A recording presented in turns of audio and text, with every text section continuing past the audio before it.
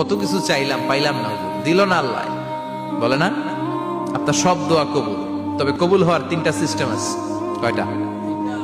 চান্দুল্লার ভাইয়েরা মনে থাকবে কয়টা? আপনি যত দোয়া করছেন সব কবুল, কারণ আল্লাহর কাছে কিছু চাইলে আল্লাহ ফিরাইয়া দিতে জানে না। আল্লাহ জানেই না কেমনে ফিরাইয়া দিতে হয়। সুবহানাল্লাহ কোন?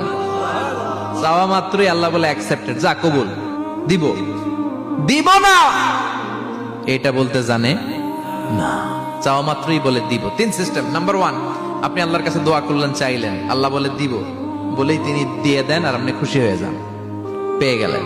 নাম্বার 2, আপনি আল্লাহর কাছে দোয়া করলেন, চাইলেন, তখনও আল্লাহ বলে দিব, তবে এখন না, সবুর, একটু পরে দিব। কখন দিলে আমার জন্য ভালো, আমার চেয়ে ভালো জানে কে, পরে দিবে।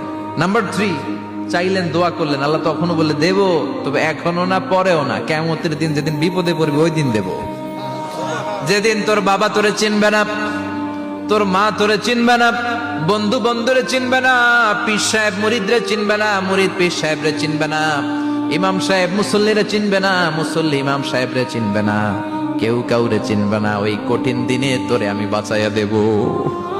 তাই দোয়া যা করছেন ছোটবেলা থেকে আজকে পর্যন্ত, লস হয়েছে না লাভ?